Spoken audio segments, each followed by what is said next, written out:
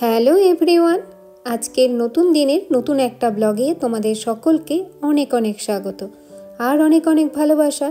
নিশ্চয়ই তোমরা সকলেই খুব ভালো আছো আর আমরাও কিন্তু বেশ ভালো আছি। আজকের দিনটা হচ্ছে শনিবার, এখন ওই বেলা 3টের মতো বাজে। আসলে কি সকাল থেকে আজকে আমাদের কোথাও যাওয়ার কোনো প্ল্যান ছিল না, তো বাড়িতে বেশ বসে বসেই টাইম কাটাচ্ছিলাম। তারপরে বাইরে যখন এই ওয়েদারটা দেখতে পেলাম যে এত সুন্দর রোদ ঝলমলে একটা ওয়েদার, তো তা বসে বসে ভাবতে ভাবলাম চলো আজকে একটু কোথাও থেকে ঘুরে আসি। ঘুরতে আর কোথায় যাব, তো চলো এখানে যে পার্কটা আছে সেটা একটুখানি ঘুরে আসি। কারণ এখন তো চারিদিকে চেরি ব্লসম হচ্ছে, চারিদিকে সুন্দর সুন্দর গাছে ফুলও এসেছে, তো মনে হয় পার্কটাকে দেখতে খুব সুন্দর লাগবে।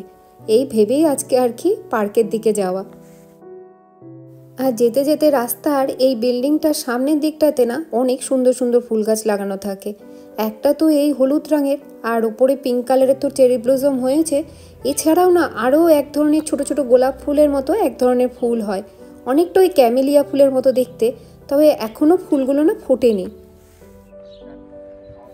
আজকে বাইরের টেম্পারেচারটা কিন্তু বেশ ভালো, আজকে বাইরে ওই 12-13 ডিগ্রির মতো সেন্টিগ্রেড। আজকে ওই জ্যাকেটটা আমি শুধুই এনেছি, আজকে জ্যাকেটটার কোনো দরকারই ছিল না। বেশ আরামদায়ক ওয়েদারটা। এই জায়গাটা কিন্তু বেশ সুন্দর। দূরে পাহাড়ের মাথার উপরটাতে বেশ বরফ পড়ে আছে, নিচের বরফগুলো মনে হয় গলে গেছে। আসলে কি আমরা এই জায়গাটা প্রত্যেকবারই বাসে করেই ক্রস করি, কখনো নামিনি। আজকে কি হয়েছে, বাসে করে তো এখানে নেমেছি, ভেবেছিলাম আজকে আর হাঁটবো না, এই ভেবে এখান থেকে আর একটা বাস ধরে পুরো পার্ক পর্যন্ত যাব। আর যে বাসটা থেকে আমরা নেমেছি সেই বাসটা নিয়ে যায় আমাদের ইউনিভার্সিটি পর্যন্ত, আর ইউনিভার্সিটি থেকে কিছুক্ষণ হাঁটতে হয় পার্কে যাওয়ার জন্য। আর ভেবেছিলাম এখানে নামলে যে বাসটা ধরবো সেই বাসটা পুরো পার্ক পর্যন্ত নিয়ে যায়, বেশিক্ষণ আর হাঁটতে হয় না। এই ভেবে এখানে নেমেছি, কিন্তু এখানে নেমে দেখি আজকে বাসটা ক্যান্সেল, নেই বাস। এখন হয় নেক্সট বাসের জন্য আমাদের 20 মিনিটস দাঁড়াতে হবে, তা না হলেই হেঁটে হেঁটেই চলে যাওয়া যাবে। তো ভাবলাম দাঁড়িয়ে থেকে কি হবে, আজকের ওয়েদারটাও বেশ ভালো, তো চলো হেঁটে হেঁটেই পৌঁছে যাব।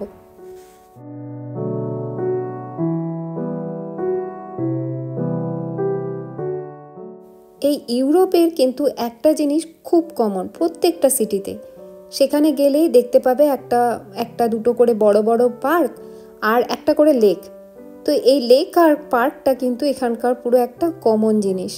আর এখানকার প্রত্যেকটা লেক আর পার্কগুলো দারুণ সুন্দর হয়, খুব সুন্দর করে সাজানো থাকে।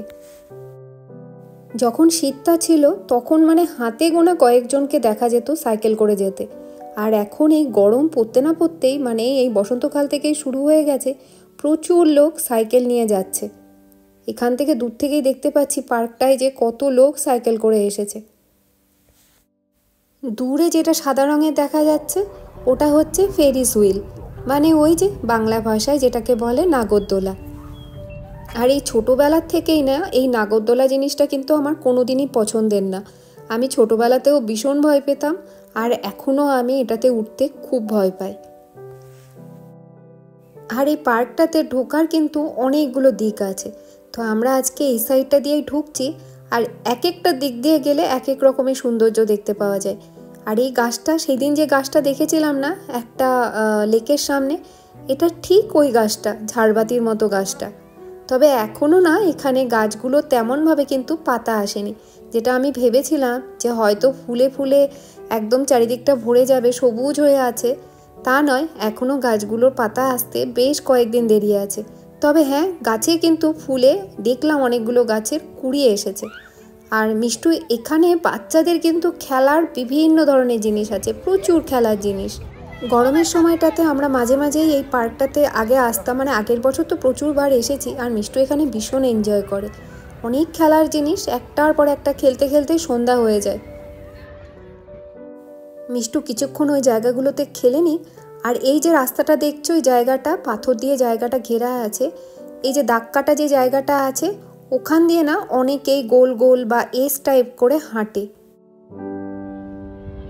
আর ঘাসগুলোর ওপরে এইরকম ছোট্ট ছোট্ট সাদা রঙের প্রচুর ফুল ফুটে আছে, দেখে মনে হচ্ছে যেন ফুলের একটা কেউ চাদর ঘাসগুলোর ওপরে বিছিয়ে রেখেছে। তবে ফুলগুলো যাতে পা না দিতে হয় এই জন্য না বাঁচিয়ে বাঁচিয়ে যাচ্ছি, কিন্তু প্রচুর ফুল ফুটে আছে। আর এখানকার এই পার্কটা কিন্তু লোকাল মানুষদের কাছে ভীষণ পপুলার। আর এই পার্কটা অনেকটা বড়, মানে একদিনে হেঁটে হেঁটে এটাকে কভার করাটা সত্যিই মুশকিল। বাচ্চাদের যে খেলার জায়গাটা আছে না, সেটা তোমাদেরকে একদিন দেখাবো। সেই জায়গাটা এত বড়, প্রত্যেকটা বাচ্চার মানে এজ অনুযায়ী বাচ্চাদের বিভিন্ন এজের বিভিন্ন ধরনের খেলা আছে। যাদের মিষ্টুদের মতো বয়স তাদের এক ধরনের খেলা, যারা মিষ্টুদের থেকে ছোট তাদের এক ধরনের খেলা, আবার যারা মিষ্টুদের থেকে বড় তাদেরও আবার আলাদা আলাদা ধরনের খেলার মানে ব্যবস্থা আছে। আর এই যে গাছটার ফুলগুলো দেখতে পাচ্ছি, এই ফুলগুলো না দেখতে একদম বক ফুলের মতো। তবে আজকে দেখতে পেলাম গাছগুলোতে সব গাছে কিন্তু এখনো পাতা বা ফুল আসেনি। এরপরে যখন আসবে তখন আরেকদিন আসবো। আর পার্কে আজকে এত ভিড়, একটা ভালো জায়গা পেলাম না যেখানে গিয়ে একটুখানি বসে টাইম কাটাবো। অনেকটা হাঁটাহাঁটি করে এখানে এসে একটুখানি বসলাম। আর এখানে এসে দেখতে পাচ্ছি এখানে কিছু টিনেজাররা এসছে, যারা একজনের মনে হয় এখানে বার্থডে বা কোনো একটা স্পেশাল দিন আছে, তো সে একটু অন্য কালারের জামা পরে আছে, বাদবাকি বন্ধুগুলো একই রকমের জামা পরেছে। আর তারা না বিভিন্ন ধরনের রিলস বানাচ্ছে। আমরা না ওদের অনেক রিলস দেখলাম বসে বসে, কতভাবে যে রিলসগুলোকে বানালো মানে কি আর বলবো। আর অনেক ধরনের জিনিসও সাথে করে নিয়ে এসেছিল। এবার আমরা টুকটুক করে বাড়ির দিকে যাই। বেশ অনেকক্ষণ পার্কে টাইম কাটালাম। তবে আজকে অদ্ভুতভাবে পার্কটাতে খুব ভিড়। হয়তো আজকে ওয়েদারটা ভালো পেয়েছে, সাথে সাথে সবাই বেরিয়ে পড়েছে আমাদের মতো। মিষ্টুর আবদারে এখন একটু আইসক্রিম খেয়ে তারপরে যাব বাড়ির দিকে। এখন আমাদের যে বাড়ির লোকেশনটা সেটা এই পার্কটার থেকে একটু দূরে হয়ে গেছে। আগের বছর যখন এখানে ছিলাম তখন না সুকান্তর অফিসটা কমপ্লিট হতো, আমরা এই পার্কটাতে এসে বসে থাকতাম, মিষ্টু খেলতো, তখন না খুব মজা হতো। এখন একটু দূরে হয়ে গেছে, এখন পায়ে হেঁটে চাইলেও আসতে পারবো না পার্কটাতে। তো আমরাও বাড়ির কাছাকাছি এসে গেছি। আর এই যে দূরে যে জায়গাটা দেখতে পাচ্ছ না, এটা হচ্ছে এখানকার একটা চার্চ। আর কিছুদিন পর থেকে যখন জানলাগুলো খোলা থাকবে তখন মাঝে মাঝেই শুনতে পাবে এই চার্চের কিন্তু বেলের আওয়াজ। প্রত্যেক ঘন্টায় ঘন্টায় এই চার্চটাতে কিন্তু বেল বাজে। এখন তাড়াতাড়ি করে বাড়িতে যাই, তারপরে আইসক্রিম খেয়েছি। আজকে এমনি আমার একটু গলাটায় ব্যথা ছিল, তার মধ্যেও আমি আইসক্রিম খেলাম। এবার বাড়িতে গিয়ে গরম গরম একটু কফি বা একটু চা খেয়ে গলাটাকে ঠিক করি।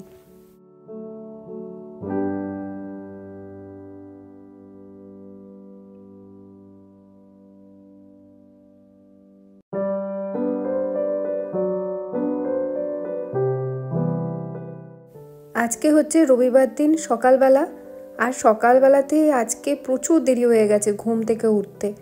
আসলে কালকে এই স্যাটারডে নাইটেই একটুখানি আমরা সিনেমা টিনেমা দেখি, ওটা দেখতে দেখতে বেশ নাইট হয়ে গেছিলো।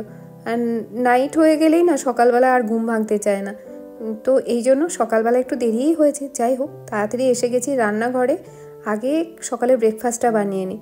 আর চেষ্টা করি দুপুরের খাবার কিংবা সকালের ব্রেকফাস্টটা যতই দেরি হোক ঘুম থেকে উঠতে একটু মোটামুটি টাইমলি করতে। আর আজকে সকালবেলা পাস্তা বানানো হয়েছে, সাথে ডিমটা সিদ্ধ করে নিয়েছি। তো আজকে ব্রেকফাস্ট কিন্তু মিষ্টুর মানে ডিম্যান্ডে, মিষ্টুর ডিম্যান্ড ছিল আজকে পাস্তা বানিও, তো এই জন্য আজকে সকাল সকাল পাস্তাটাই বানিয়ে নিলাম। আর সানডের ব্রেকফাস্ট সবসময় একটু আলাদাই হয়। আর তোমাদেরকে আজকেরও ওয়েদারটা একটুখানি দেখায়। দেখো সানডেতেও সকালবেলায় এখন কীরকম সুন্দর রোদ বেরিয়েছে। তবে হ্যাঁ, আজকের টেম্পারেচারটা কিন্তু কালকের থেকে কম আছে। কালকে যেমন 12-13 ডিগ্রি সেন্টিগ্রেড ছিল, আজকে সেই টেম্পারেচারটা কিন্তু অনেকটাই নেমে গিয়ে 7-8 ডিগ্রির মতো আছে আজকে সাথে সাথে আমি রান্নাটাও দুপুরের বসিয়ে দিয়েছি। আজকে অলরেডি অনেকটাই লেট চলছি, তো সকালবেলা এই জন্য আর বসিনি, তো রান্নাটাও বসিয়ে দিয়েছি। আর বিরিয়ানি করতে এমনিই একটুখানি টাইমটা বেশি নেয়। তবে ভেবেছিলাম যে বিরিয়ানির সাথে যে মাংসটা বানাবো সেটা একটু আলাদাভাবে বানাবো, তবে সেটা আজকে আর বানানোর একদম টাইম নেই। বিরিয়ানির মাংসটাকে আলাদা করে নিয়েছি, আর যে মাংসটা বিরিয়ানির সাথে খাবো সেটা একটুখানি শুকনো শুকনো করে নিলাম। আর এইদিকে সুকান্ত আজকে এটা লেয়ারিং করছে। নিচে একটা চাটু দিয়ে তার উপরে কড়াইটাকে দমে বসাবো। আর এটা দমে হতে মোটামুটি 20 থেকে 25 মিনিট তো টাইম লাগবেই। তার মাঝখানে আমি স্নানটাও সেরে আসব।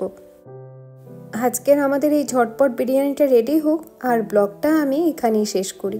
ব্লগটা যদি তোমাদের ভালো লাগে তাহলে একটা লাইক আর একটা কমেন্ট করে দিও। আর যারা আমাকে নতুন দেখছো তারা চ্যানেলটাকে সাবস্ক্রাইব করে আমার পাশে থেকো। দেখা হবে নতুন একটা ব্লগে। ততক্ষণের জন্য বাই বাই।